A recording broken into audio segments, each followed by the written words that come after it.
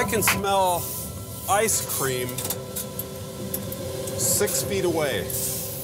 That's great, Dougie. Dougie and I are driving up to pick up a 1970 Barracuda. Now, in my tow truck, I just bought us a brand new tow truck. We had a DVD installed. Dougie and I grew up on horror films. All right, we love the old Frankenstein, Universal Studio stuff, Dracula, Wolfman, even Abbott and Costello. I got one of those DVDs, Meet Frankenstein. And we're having a good time. We take off, got a nice fresh cup of coffee. Everything is fine until Dougie starts being Dougie. We're watching Night of the Living Dead. Let me be clear. Dougie has seen Night of the Living Dead 1,000 times.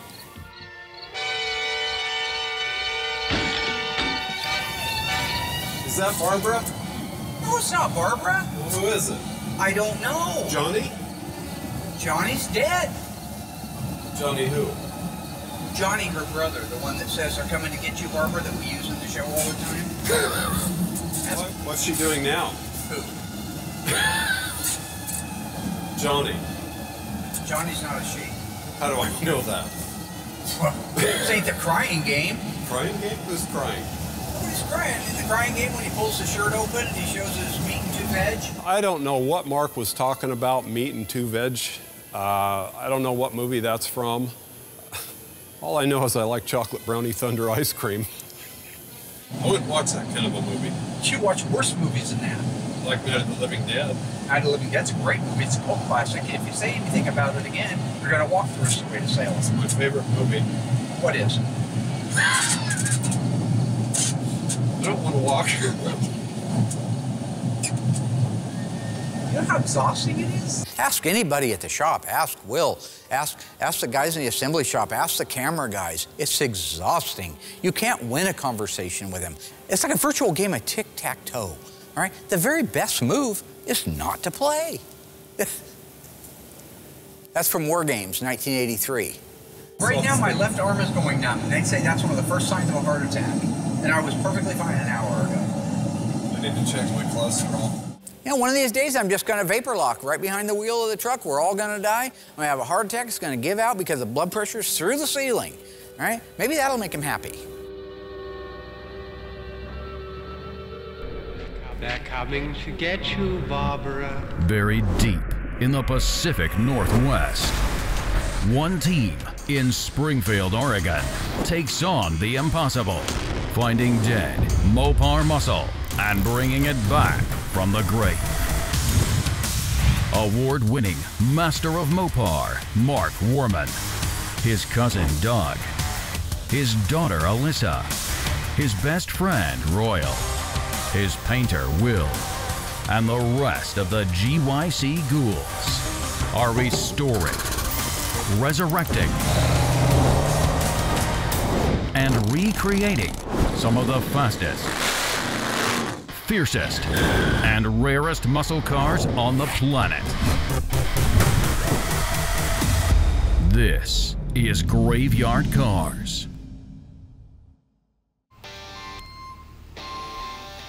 The good news is I didn't have a heart attack, and we made it to the lady's house with the Barracuda.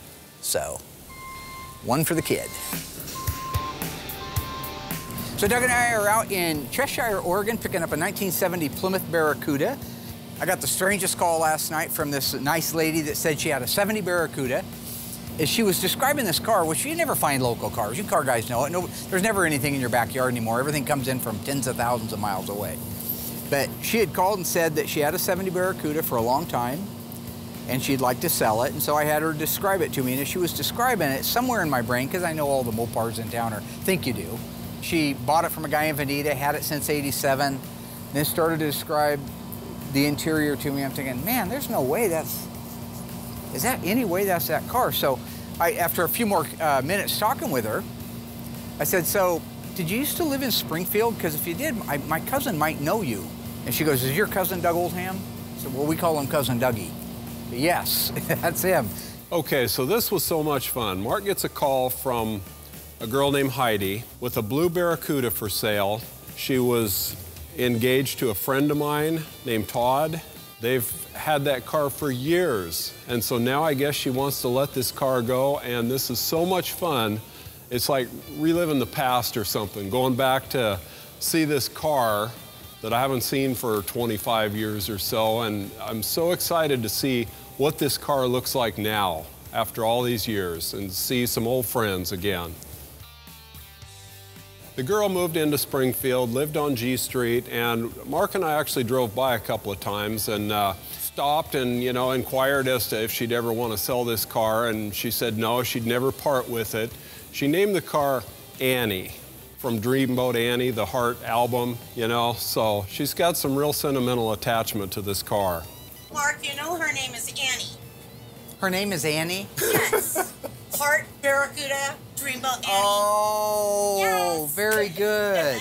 Those of you at home who own cars, a lot of times name your cars Betsy or Old Rusty or Blue or whatever. And I just think that's cool. That just means that that thing has been not just transportation for her, but an actual family member. And it's just funny how these little cars, these little nothing cars, not just Mopar, but any car, can become a fabric in the lives of people. Anyway, we made a deal on the phone. We're just out here right now getting it loaded up. It looks exactly, it might even look a little bit better than I thought it was gonna, but it's been set in a long time, so it'll need a little bit of work to get going. But just to find a 70 Barracuda in today's world. Intact, in one piece. Intact and in one piece, and allegedly will run, and I believe it, the original numbers matching engine. We just unloaded it from a trailer. So we show up to Heidi's house to pick up this car, and naturally, she's got a trailer parked in front of this car. Well, it wasn't bad enough that the trailer was in front of the car, but there was an engine on an engine stand in the trailer. Mark and I have to take this 6-cylinder engine and muscle this thing out onto a pallet so we can load it up in our van by hand. I wish we had our Doosan forklift for that. Once we got the trailer with the engine and everything out of the way, we were able to move the rollback into position, lower the deck on it, and get ready to load this car up. I haven't even checked this car out yet. I just know that it's a good old car and that I want it, and it's in my backyard, so I'd be an idiot not to take advantage of the entire situation. All right, Dougie, let's take a look at this old bad boy. Is she tied down? Yeah, it might be. Oh, just hooked. Nope. Oh, look at that. Somebody painted the grill black. Looks familiar, don't it? It does. That's the first thing Dougie did to his Barracuda. Couldn't wait to paint the grill. Couldn't wait.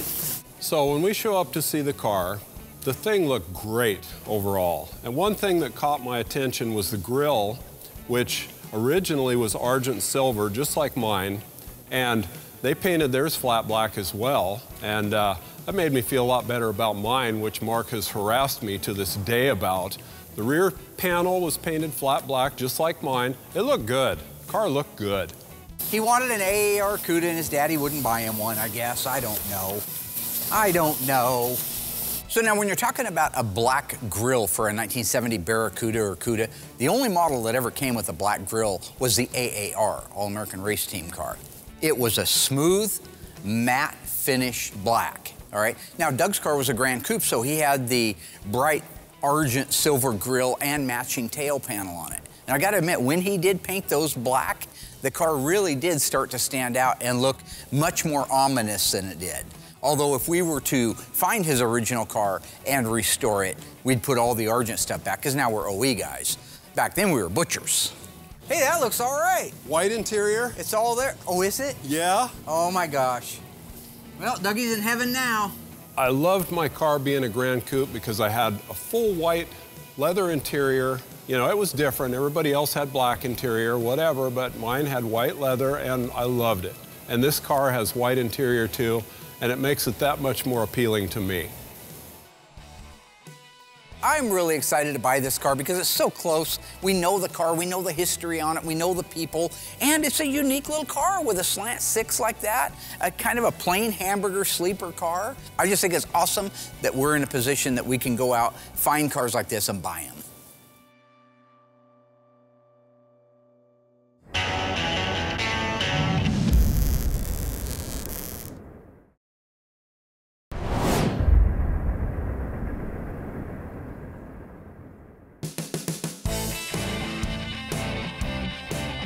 In 1970, Plymouth made 179 383 4-speed convertibles. And this is one of those cars. My favorite option on this car is the hood blackout.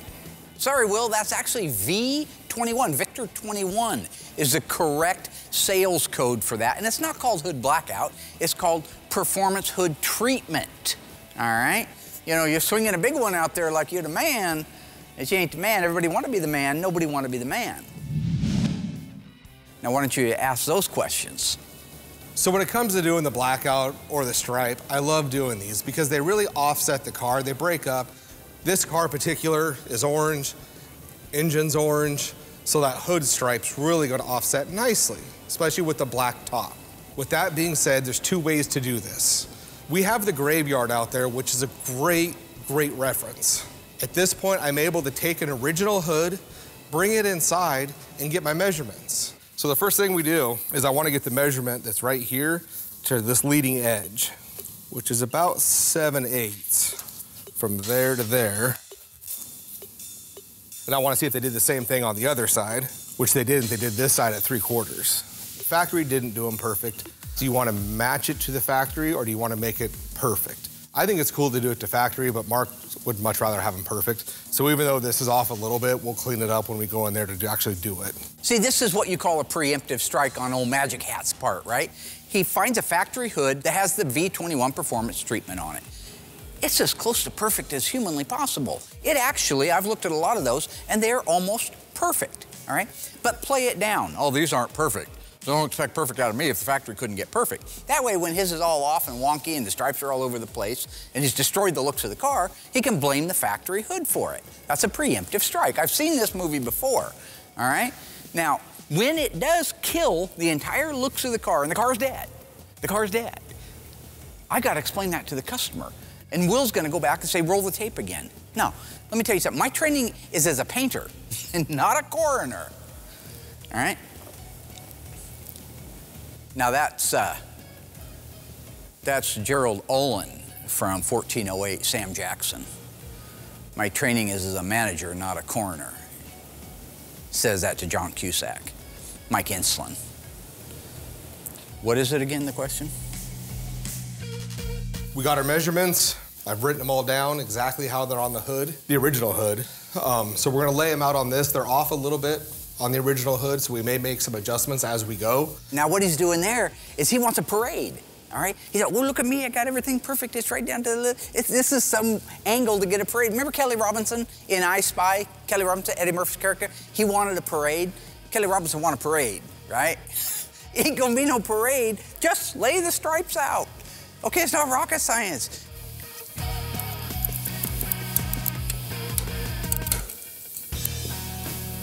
I Spy is where Gondars come from. The world famous Gondars. You see a lot of hashtag Gondars. That's from me, right?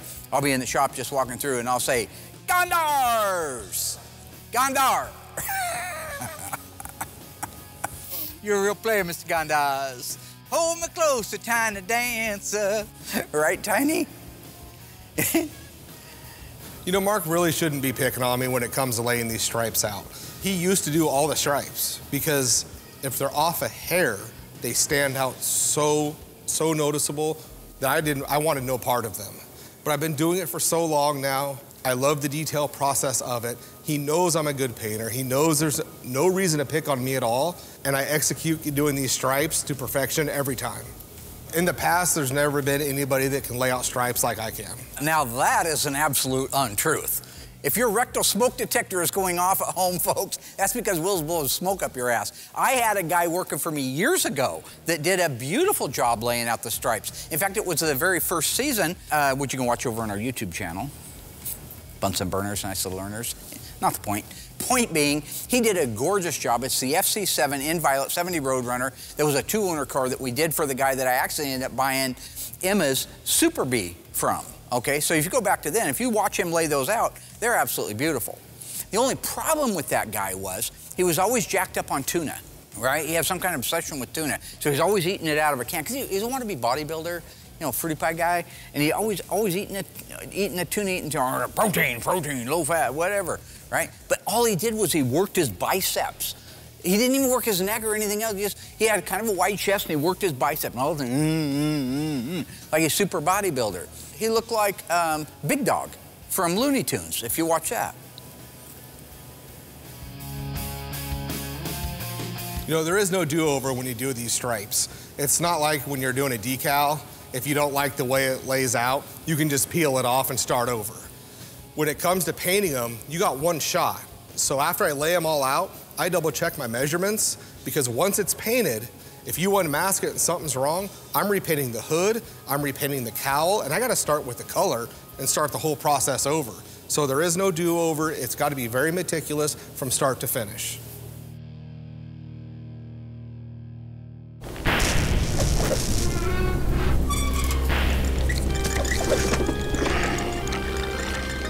In a previous season of Graveyard Cars, this beautiful 1970 Dodge Charger in my favorite color, FK5 Burnt Orange, factory 426 Hemi 4-speed car was restored to perfection.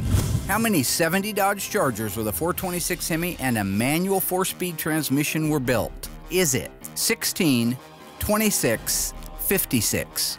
If you remember or you think you know the answer, stay tuned right after the break. I'll let you know how you did.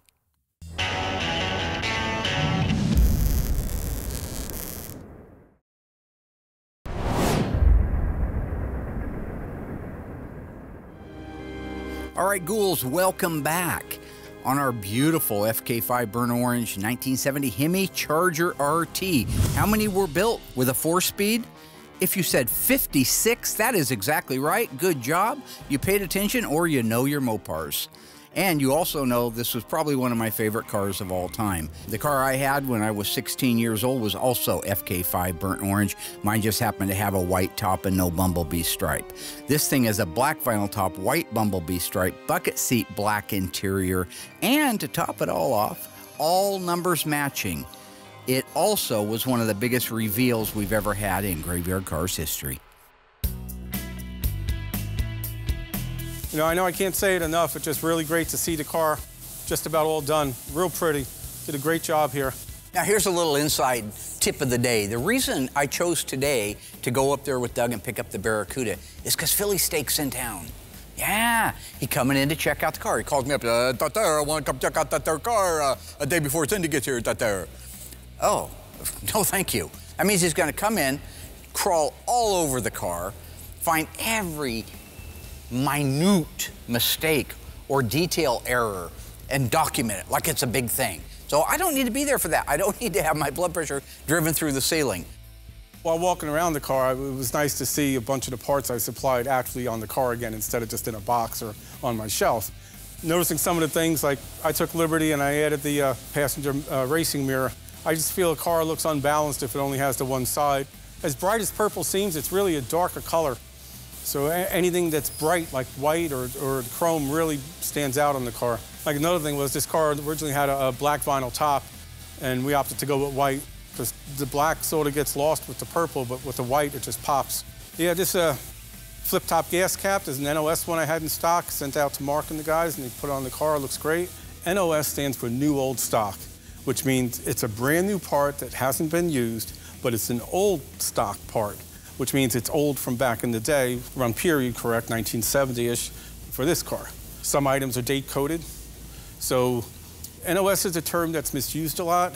The ones that were made in the late 70s, while they're still NOS today, they're not assembly line correct, and that's the big difference. And there were certain parts that were supplied even back in 1970 that weren't correct and true to the assembly line parts, because the different vendors made them. Maybe one vendor supplied the assembly lines and other vendors supplied the parts chain. And also too, there's variances, like I make the thermostat housings. And there it is, folks, the gratuitous Tony's Mopar Parts plug. Can't do a bit without that. I have about 10 different examples of different fonts used and sizes on those, probably because it was such a commonly used part. It's sad, man. It's just sad. Don't see me grubbing for money on TV. Your coin, your Bunsen burners, to make some Bunsen burners, nice little earners. Which you can watch over on our YouTube channel. Bunsen burners, nice little earners. You know what I'm saying?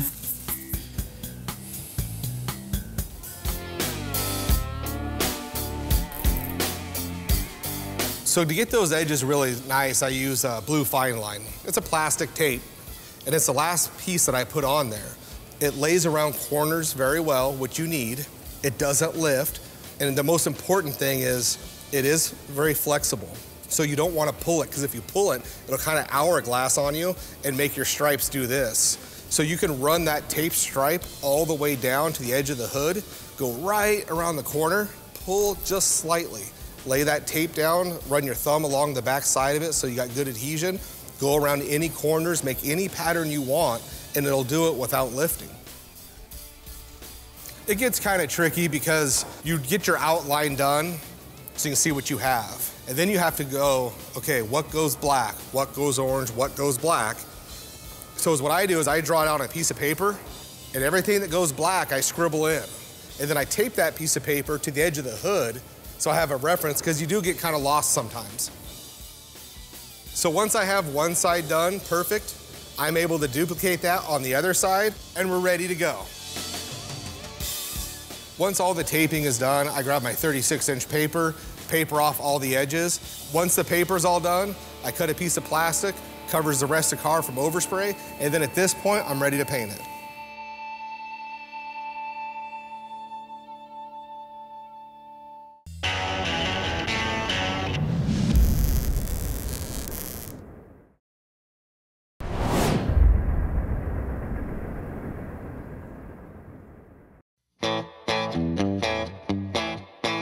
I love this little car so much. I love the lettering on the fenders, although mine was a Grand Coupe and had the Grand Coupe crests on the fenders and the rear trunk lock. It just reminds me so much of my car.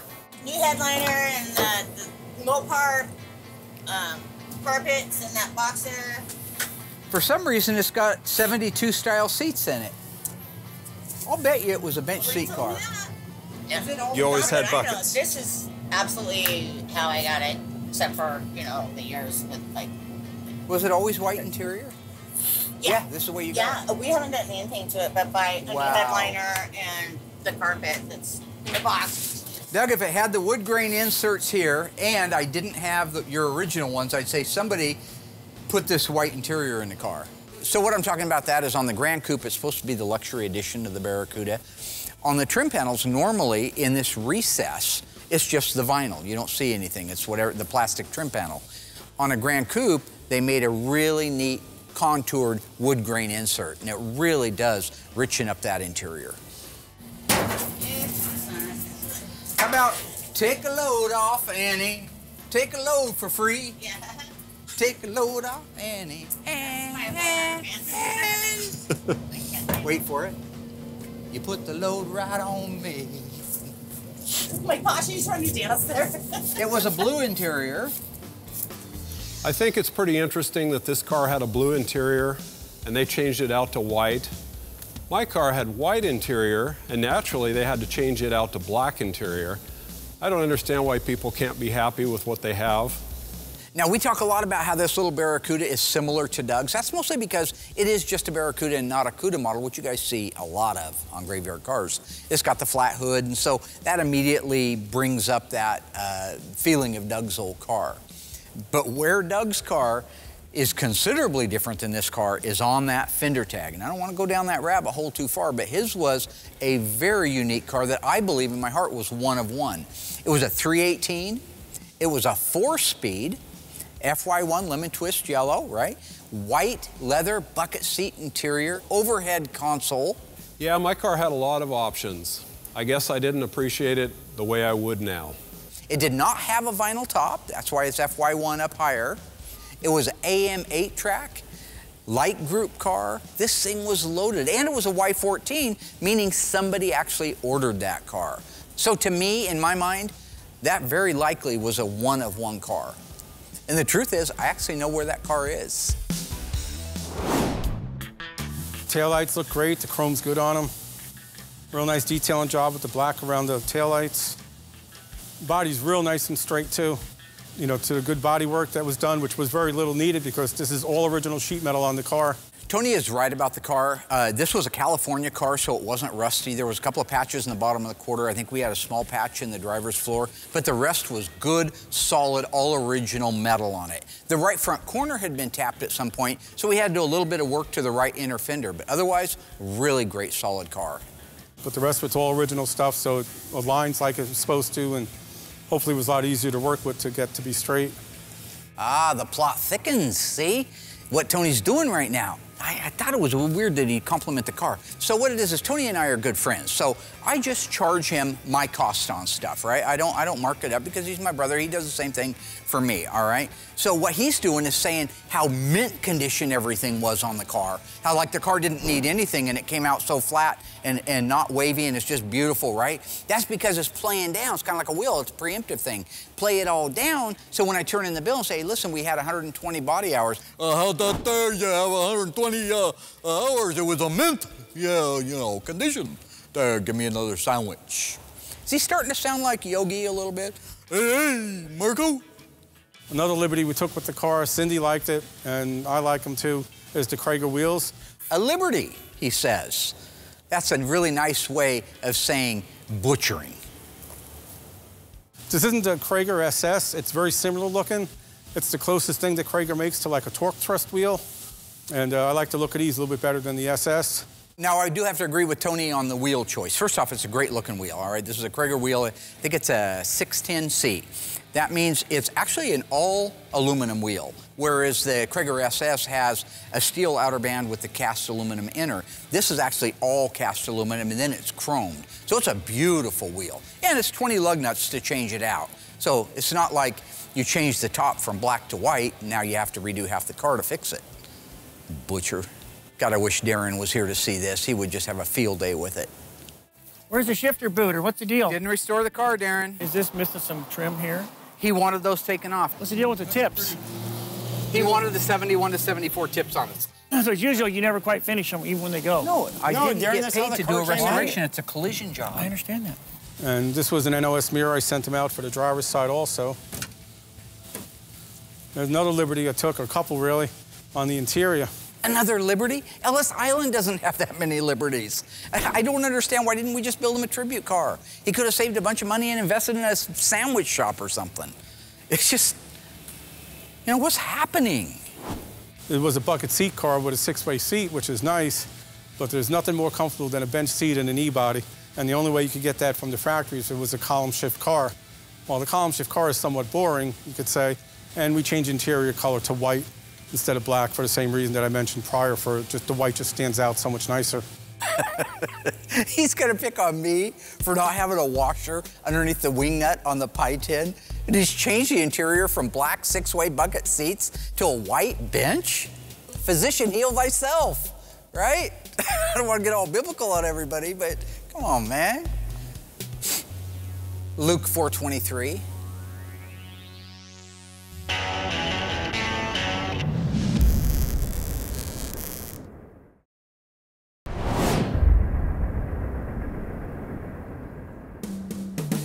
Most of the time when you're sitting in an E-body, you feel like you're in a hole and like you're a little guy looking behind the steering wheel. With the bench seat, you sit so much taller.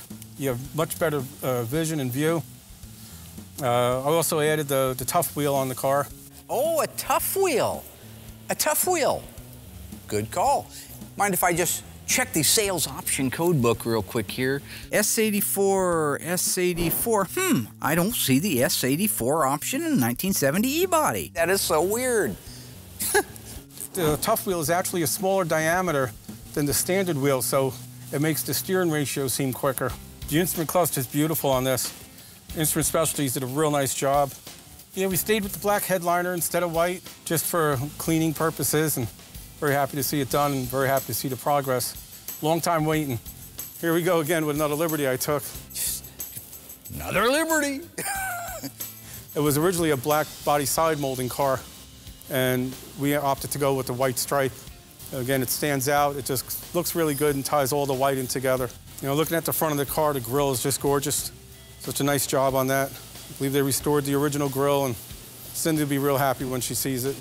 It was a bench seat car originally. Oh. What? It was a bench seat car originally. I love it. I think the bench seat is so intriguing to us now because all the cars we do are bucket seat console shift cars. Whether they even started life that way, that's the way we see them now at the car shows. I think they look like a bucket seat from the front and from the back. It isn't until you look down and see that they're not actually separated that you realize it's a bench seat. 9/24, October 24th is when it was born, 1969. V5X, you know what it used to have on it? Those ugly body side moldings. You know, these body side moldings, the V5X, they were really popular. I understand that the point behind them was to save door dings on the side of the car, but it's ugly. So what would you rather have, a few door dings on the side of your car or this ugly molding that looks worse than any door ding in the world? If you look at our green car, the 70 Challenger RT SE that we did a few seasons ago, it had that, had got to put it back on. It's an original numbers matching car. Tony's car had it. He didn't opt to put it back on because he took a liberty to get rid of that. You know, this little Barracuda really didn't have any options on it. It was probably the cheapest car on the lot back in the day. No vinyl top, it had a bench seat, column shift, it was a slant 6. I mean, it really was a stripper car. Somebody must have found a 72 Cuda with a white interior and took the liberty, if you will, of installing it in that car. You see what I did there with the Liberty? It's a story arc. Okay, that's an arc. Saw it a lot in Seinfeld. Liberty.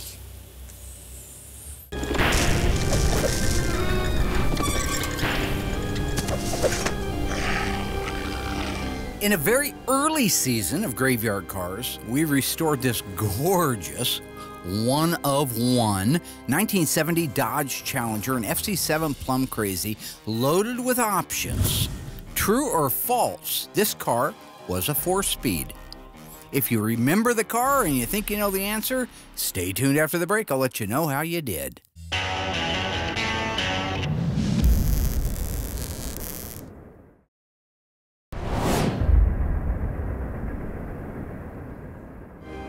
All right, ghouls, welcome back. How did you do on that one? The question was, true or false? Our rare sunroof option 1970 Dodge Challenger was a factory 4-speed. If you said yes, you're wrong. That car was an automatic on the floor with console. This car, to date, was one of the most loaded cars we've done. We're talking houndstooth interior, rim blow steering wheel, luggage rack, V21 performance hood treatment, black vinyl top, power sunroof, front and rear bumper guards. This thing was loaded. It's nice to actually see the parts on a car instead of just having them as parts. The original battery cables. Nice thing is on the positive cable, there's distinct different color between the two different cables on there that the reproductions don't have, and even the later service, the NOS service parts didn't have either. Both of those cables, the negative also is NOS. Along with the voltage regulator, that's an NOS voltage regulator, dated correctly for the car. Even the distributor, it's an NOS distributor. Did a nice job with that. Another thing that's in your face part is the upper hose. That's a correct original NOS upper hose. Real busy under the hood. I've never really had a lot of cars with air conditioning, but it takes up a lot of room. A couple things Mark made mistakes, but it's okay. That's why I'm here to help correct them. And we're off to the races. Let the games begin. The finish is wrong on the hood latch, the primary hood latch. It should be more of a brownish, greenish color. He can get that replated. And also he neglected to put the washer underneath the wing nut for the pie tin. All the original cars had a washer underneath there. So when you spin the nut down, it wouldn't tear up the paint on the pie tin. Why don't you change that there interior over to white? Why don't you put a white top instead of a black top? Let's add a white stripe to it. Let's put a right-hand mirror on it. It's gonna be fun. Don't forget that washer. It's a wee. It's a wee. That there is a wee. But still need a couple finishing things. Obviously, the wipers aren't on yet, and the seal on top of the cowl. But that's just a quick minute to get those assembled on the car. Real pretty looking, real nice. I'm happy to see it. And also, that's an NOS heater control valve. I had sent them out, and looks like it's working because it's holding pressure. Wiper motor also. That was a new old stock wiper motor I had. A lot of these parts I just keep in case it ever comes to the point where I need them for a car. Then if the opportunity arises, like this car did, I wanted to put the right stuff on it. Not that Cindy will care when she's driving it, but I care, and they bother me, so that's why I do it. Yeah, I've got to ask Tony D'Agostino, the sandwich man, if those wheels are supposed to be blue like that.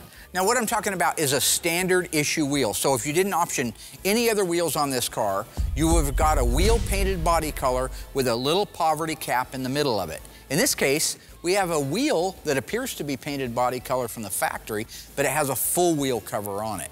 I think somebody found those and put it on. That's just what I wanted to confirm with Tony. I think originally it had the dog dish center cap, which I think is a really neat looking wheel. That's the original carpet in there. Somebody took apart a 15 years? 72 Barracuda. I've owned it since '87. Yeah. I don't know. Due to the math, I've owned it 30. See, there's the original door armrest pad. I love it. I do too. Oh, man. All right, so I think we ought to load this thing up. I ought to give her some money, and we ought to get her loaded up. What do you think?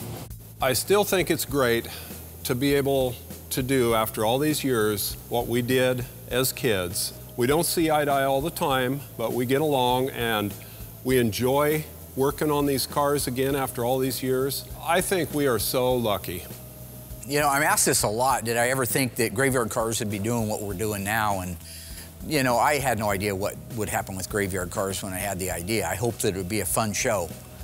I never dreamed, and if somebody had said something when I was a kid, I still wouldn't have dreamed that it would be where it's at today.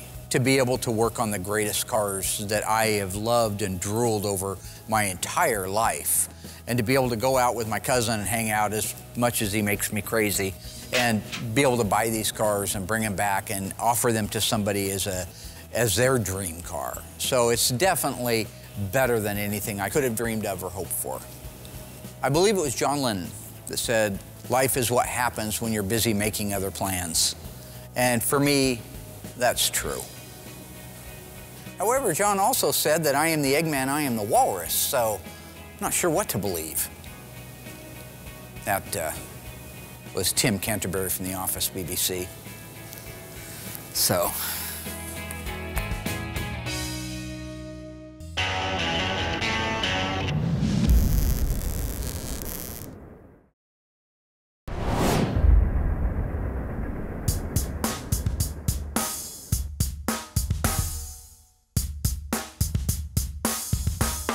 When we finished loading up the Barracuda, I called back to Will and just asked if Sandwich Man was still around. He said he was still there, and I'm quoting Will now, crawling up its ass with a flashlight, unquote. So I'm gonna borrow a branch from the Supertramp tree and take the long way home. You know what I'm saying? Well, it's nice to see the car done, or very, very close to being done. There's a couple of little things that still need to be assembled on the car, like the support bracket from the lower radius support to the K-frame. One of the liberties I took with the car was putting a fast ratio steering in it. Did you know that Lady Liberty wears a size 879 shoe? It makes it so much nicer to drive, and hence the longer pitman on with the fast ratio right on it. Beautiful exhaust system. That's from ECS, and I think this is the only one that Mark said that they actually welded the resonators right to the head pipes, which was the way how the factory did it. It was welded together as one piece. Real nice overspray on the underbody of the car to duplicate the factory on top of the gray prime. It just really blew under from the outsides of the car randomly, whatever got from the outside of the car when they were painting it on the assembly line. One of the things I had them do on this car was, this wasn't an undercoat car. This car didn't have any factory undercoating. It was a California car. It was assembled in Los Angeles plant. So because it didn't have undercoating, the way how these cars were built, the body of the car went through a big vat. And on original cars, you can see the line where that stopped, around midway up through the kick panels. So on this car, I wanted it to be like that. So I was really busting Will's chops when he was painting it, sending him pictures of how it should be in original cars and one of my restored cars. I said, you gotta copy this. You know, I'm gonna be painting your ass in this. So when it comes to the undercoating on Tony's car, and I love you, Tony, I hope you're watching this at home, it's the weird things. Because I'm the paint guy, I was like, man, he's gonna come in with his Philly and just bust my balls over the paint. So I just made sure it looks so good. And it looks so good, I didn't even get a thank you. It just looked that great. He didn't say a word. I had to ask for a compliment. But when it came to the undercoating, the part that just doesn't matter, I mean, I had to sample product after product after product, and then 4 more products. Then he sent over the schematics of how it needs to be applied, what areas, and it was miserable. So what they did was they, you know, primed the whole car like they normally would, but not do anything else. And then when they paint the body, just blow purple underneath the car, whatever got there. And it doesn't have to match left to right because they didn't do that from the factory either. So they copied that and it shows really nice in the car. It's got all the drips on the torsion bars, just like they did from the factory, because They weren't painted, they were dipped into a big vat. There's a California car, emissions car, so that's why it has the third line for the vapor return to the fuel tank. Actually, Rain Man, that is not a vapor return line, okay? The vapor return line was used in 1968 to 1972 on all 440 and 426 Hemis with 3/8 main fuel line and a 1/4-inch vapor return line. What he's talking about is an N95 evaporative emission. So, oh snap! You know, coming all at me and stuff. That's crazy, man. Lost his damn mind. Yeah. Here's the resonators that are welded on, actually the weld job that was done. Duplicates the factory. And these are very nice resonators, licensed by Chrysler with the Pentastar and all the markings on them. And if you notice these rear lower shock plates, they drop the shock down a little bit more than every other car except for 70E body and 70C body. I don't know why the reasoning of it was, but I know it's specific to this car. Another liberty we took with the car was...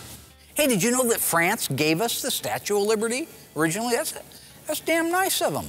That's 2 gifts, right? Statue of Liberty, Lady of Liberty, and a French fry. We added a factory rear sway bar that wasn't available on the 440 or Hemi cars, but came on the 340 and 383 cars, starting sometime after the AARs and TAs were built. And it really helps the car just drive that much nicer with the rear sway bar, and it just, between that and the fast ratio steering box, you know, in the modern radials, it feel more like a modern car driving down the road instead of a 50-year-old Wanderer. These are what they call Q clamps, where most muffler clamps or exhaust clamps have 2 studs sticking down with 2 nuts on them, and that's fine, except for when you're trying to line up an exhaust tip, you know, you're having 2 hands holding on the clamp, you can't center the exhaust tip to be exactly where it should be.